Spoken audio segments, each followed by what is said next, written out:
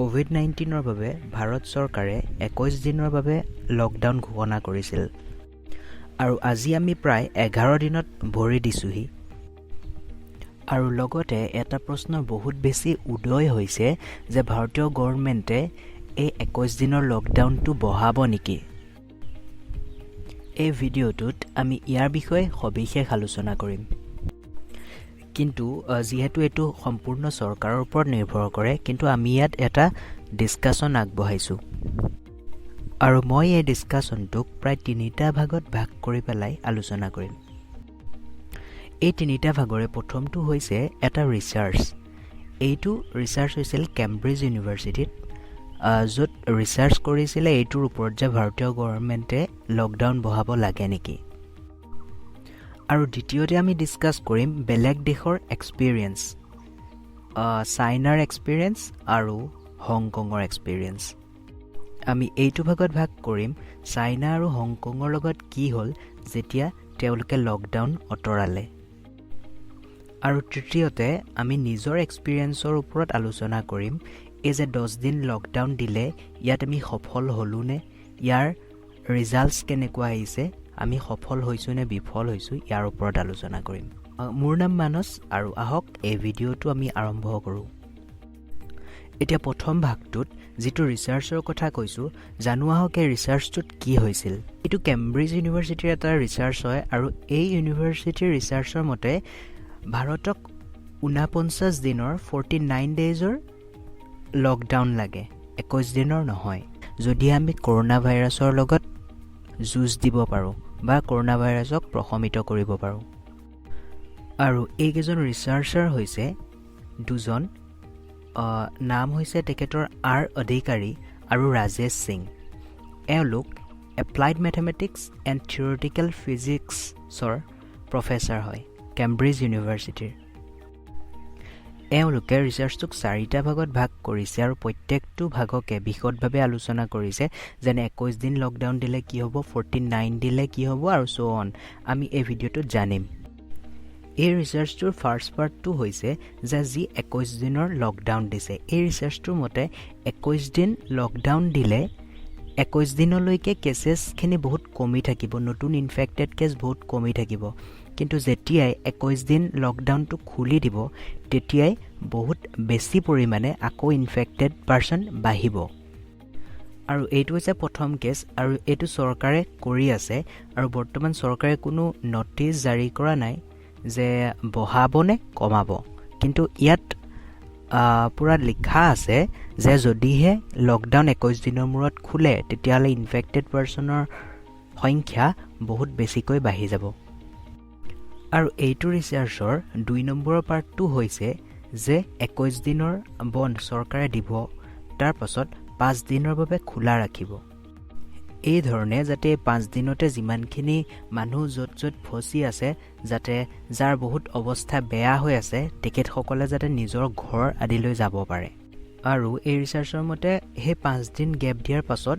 আকৌ নিৰ্ণয় লওক যে 28 দিনৰ বাবে আৰু 28 দিনৰ বাবে আকৌ লকডাউন দিয়ক হেইটো হিচাপত হলে 14 এপ্ৰিলত এই এতিয়া থকা 21 দিনৰ লকডাউন শেষ হ'ব 5 দিন গ্যাপ 19 এপ্ৰিলত চৰকাৰে আকৌ নিৰ্ণয় লওক যে 28 দিনৰ বাবে আকৌ যাতে এটা লকডাউন দিয়ে কিন্তু যদি সেই 28 দিন লকডাউন দিয়াৰ পাছতো যদি খুলে তেতিয়াও এইটো ৰিসাৰ্চৰ মতে তেতিয়াও আকৌ বাঢ়িব আকৌ পেশেন্টস বাঢ়িব যোন নতুনকৈ ইনফেক্টেড হ'ব আৰু এইটো ৰিসাৰ্চৰ 3 নম্বৰৰ পইণ্টটো হৈছে যে প্ৰথমতে আমি লকডাউন দিলো 21 দিনৰ দেন 5 দিন গ্যাপ দিলো তাৰ পাছত আকৌ দিলো আমি 28 দিনৰ তাৰ পাছত আমি আকৌ 5 দিন গ্যাপ দিলো আৰু তাৰ পাছত আকৌ আমি আনাদাৰ 18 দিনৰ বাবে আকৌ লকডাউন কৰিলো আৰু এইটো ৰিসাৰ্চৰ মতে যদি আমি সেই 18 দিন আকৌ গ্যাপ দিও তেতিয়াহলে আমাৰ নতুন কেসেছ অলমোস্ট নাইকিয়া হৈ যাব 10তকৈও কম হৈ যাব আৰু যদি আমি এই 3 নম্বৰ কন্ডিশনটো চাও এইটো হিচাপত টোটাল এতিয়া 21 দিন দেন 5 দিনৰ গ্যাপ আকৌ 28 দিনৰ গ্যাপ দেন এগেইন 5 দিনৰ গ্যাপ দেন 18 দিনৰ গ্যাপ 67 এইটো থাৰ্ড কন্ডিশনটোৰ মতে ইণ্ডিয়াক টোটাল 67 ডেজৰ বাবে আমাক লকডাউন লাগে কিন্তু এইটো ৰিচাৰ্চৰ পাছত তেওঁলোকে এটা 4 নম্বৰৰ ৰিচাৰ্চ দিলে যেটো 4 নম্বৰৰ ডাটাৰ মতে যি কৈছে হেতু আমি জানো আহক 4 নম্বৰৰ ৰিচাৰ্চৰ মতে কৈছে যে 67 ডেজৰ মাজত 5 দিনকে গ্যাপ দি বন্ধ দিয়াতকৈ এইটোৱে ভাল হ'ব যাতে একেলেঠাৰিয়ে 49 ডেজৰ লকডাউন দিয়ে মানে 21 দিনৰ লগত আৰু যদি আমি 28 দিন যোগ কৰি দিওঁ এটো কথা কৈছে যাতে মানে আমি মে 13 তাৰিখলৈকে কন্টিনিউ বন্ধটো ৰাখি দিওঁ 3 নম্বৰৰ ৰিচাৰ্চটোত আমি 5 দিনৰ গ্যাপ দিছিলো কিন্তু এই 4 নম্বৰ ৰিচাৰ্চটোৰ মতে মাজত গ্যাপ নিদি কন্টিনিউ আমি 49 ডেজৰ লকডাউন দিব লাগে ৰিচাৰ্চ 3 আৰু ৰিচাৰ্চ 4ৰ যেটো এন্ড ৰিজাল্ট আহিছে দুইটা অলমোস্ট সেম আহিছে দুইটা ৰিচাৰ্চতে কৈছে যে এটো লকডাউন খোলা দিনালৈকে আমাৰ 10তকৈও কম পেশেন্ট থাকিব যিহেতু কেস 3তকে কেস 4ত বহুত কম দিনৰ বাবে দিবলগীয়া হৈছে গতিকে ইয়াতে কেস 4টোক বেস্ট কেস বুলি কৈছে যে 49 ডেজৰ ওভাৰঅল দি দিলে আমাৰ এইখিনি নাইকিয়া হৈ যাব আৰু এই ৰিচাৰ্চটোৱে এইটোকে বুজাইছে যে লকডাউন এক্সটেন্ড কৰিব লাগে এতিয়ালৈকে আছিল প্ৰথম ভাগ আৰু ভিডিওটোৰ দ্বিতীয় ভাগত আমি ইণ্ডিয়াৰ কেস ষ্টাডি কৰিম 2 এপ্ৰিললৈকে যোনখিনি ডাটা আছে ইয়াত দেখাইছে যে ইণ্ডিয়াত প্ৰত্যেক দিনাই কেস বাঢ়িব ধৰিছে আমি কোনো এটা পিক পোৱাগে নাই হেলথ মিনিষ্টাৰেও কৈছে যে প্ৰত্যেক 24 ঘণ্টাত প্ৰত্যেকবাৰে মানুহৰ সংখ্যা বাঢ়ি গৈ আছে যদি এদিন 50 দেন 87 কেস দেন 150 200 250 300 350 এনেকে আমাৰ বাঢ়ি গৈ আছে এতিয়া জানো আহক চাইনাত কি হল চাইনাই প্ৰথম লকডাউন ষ্টাৰ্ট কৰিছিলে হুবেই য'ত ফাৰ্ষ্ট কৰোনা ভাইৰাছ ধৰা পৰিছিল আৰু 22 জানুৱাৰীত চাইনাই লকডাউন ষ্টাৰ্ট কৰিছিলে আৰু 25 মাৰ্চলৈকে এইটো লকডাউন তেওঁলোকে কন্টিনিউ কৰি ৰাখিছিল আৰু 25 মাৰ্চত তেওঁলোকে এইটো কাৰণে লকডাউন খুলিলে যে 21 মাৰ্চৰ পৰা 24 মাৰ্চলৈকে চাইনাত এটাও নতুন কেছ পোৱা নাছিল কিন্তু এয়া চাওক আপোনালোকে যেতিয়াই চাইনাই 25 মাৰ্চৰ দিনা খুলিলে তেতিয়াই এইটো নিউজ আহিছে যে চাইনাত আকৌ নতুনকৈ ভাইৰাছ বিয়পিছে 1541টা নতুন কেছ পাইছে যেতিয়াৰ পৰা চাইনাই খুলিলে লকডাউন ভাবক চাইনাই টোটেল 61 দিনৰ লকডাউন কৰাৰ পাছতো আকৌ নতুনকৈ কেছ আহিছে গতিকে চাইনাত সেকেন্ড ৱেভ এটা আহিব পাৰে ইনফেকচনৰ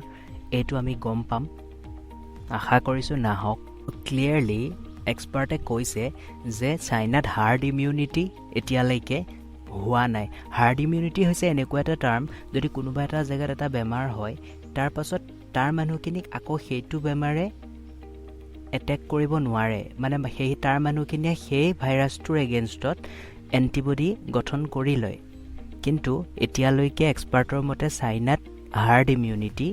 হোৱা নাই আৰু যাৰ বাবে নতুন কেছ দেখা পোৱা গৈছে আৰু সেম কেছ হল হংকঙত প্ৰথম অৱস্থাত বহুত কম সংখ্যক ইনফেক্টেড মানুহ আছিল কাৰণ হংকঙে নিজৰ লকডাউন বহুত সোনকালে ষ্টাৰ্ট কৰি দিছিল ইমান সোনকালে কৰিছিল এজনো ইনফেক্টেড পাৰ্সন নাছিল তেতিয়াই হংকঙে লকডাউন ঘোষণা কৰিছিল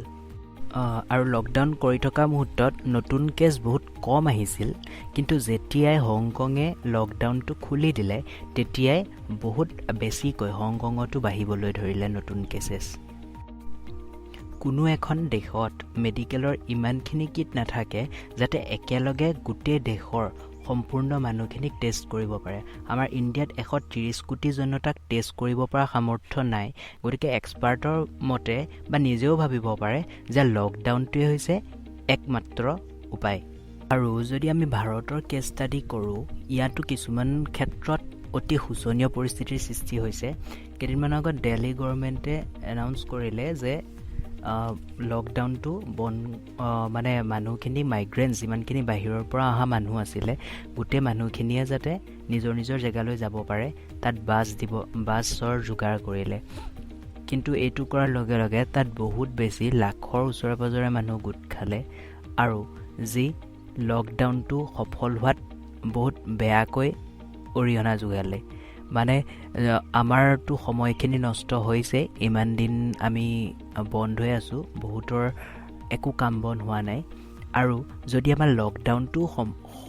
মানে সফল নহয় তেতিয়া কিমান বেয়া হ'ব পাৰে নিজে ভাবি চাওক আপোনালোকে। লকডাউনো সফল নহ'ল আৰু আমাৰ টাইমখিনিও নষ্ট হৈছে, ইয়াতকৈ বেয়া আৰু একো হ'ব নোৱাৰে। আৰু এইটোৱে এটা উদাহৰণ নহয়, আৰু এটা উদাহৰণ চাওক। বৰ্তমান যিটো কথা চলি আছে যে দিল্লীত নিজামুদ্দিনত যোনটো ইনচিডেণ্ট হ'ল, তাত প্ৰায় 3400 মানুহে ভাগ লৈছিল। আৰু কালি হেল্থ মিনিষ্ট্ৰীয়ে এইটো ডাটা দিছে যে ইণ্ডিয়াৰ টোটেল প্ৰায় 647 জন, আৰুতো ওলাই আছে এই গোটেইকেইজন তাগলিকি জামাতৰ লগত জড়িত মানুহ। আৰু এই তাগলিকি জামাত কাণ্ডটোৰ দ্বাৰা ভাৰতত প্ৰায় 14খন ৰাজ্যত এইটো বিয়পি পৰিল, আনকি আন্দামান নিকোবৰলৈও বিয়পি পৰিল। গতিকে আপুনি চাব পাৰে যে লকডাউনটো আমাৰ সম্পূৰ্ণৰূপে সফল হোৱা নাই। হ'ব পাৰে আৰু এনেকুৱা আৰু বহুতখিনি ইনচিডেণ্ট আছে যোনখিনি চৰকাৰৰ চকুত পৰাই নাই, বা আমি কোনো এটা দিশ ভালকৈ চালিজাৰি চাব পৰা নাই। আমাৰ কেবিনেট ছেক্ৰেটৰীয়ে এইটো কথা ক'লে যে আমাৰ কোনো প্লেন নাই বৰ্তমানলৈকে লকডাউন এক্সটেণ্ড কৰা, কিন্তু 3জন এক্সপাৰ্টে কি জনাইছে আমি চাওঁচোন আহক। আৰু কোন হয় এই বিশেষজ্ঞসকল? এই বিশেষজ্ঞসকল হৈছে যোন প্ৰধানমন্ত্ৰী মোদীৰ টীমৰ লগত জড়িত হৈ আছে। ইয়াৰে প্ৰথমজন এক্সপাৰ্টে কৈছে যে আমি আৰু খুব কমেও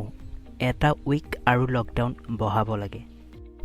আৰু বাকী দুজন বিশেষজ্ঞৰ মতে লকডাউন কমচে কম 2 মাহৰ কাৰণে হ'ব লাগিছিল, 21 দিনৰ বাবে নহয়। আৰু এওঁলোকৰ মতে it is impossible to test 130 crore people. আমাৰ সম্ভৱ নহয় যে 130 কোটি মানুহক টেষ্ট কৰোঁ, গতিকে লকডাউনটোৱে অনলি চলিউশ্যন হয়। গতিকে যিমানখিনি আমি আলোচনা কৰিলোঁ, ইয়াৰ পৰা আপুনি কি ভাবিছে যে লকডাউন বাঢ়িব নে নাবাঢ়ে? প্লিজ কমেণ্ট বক্সত জনাব। আৰু ভিডিঅ'টো ইনফৰ্মেটিভ হ'লে লাইক কৰিব আৰু শ্বেয়াৰ কৰিব। Thank you so' much.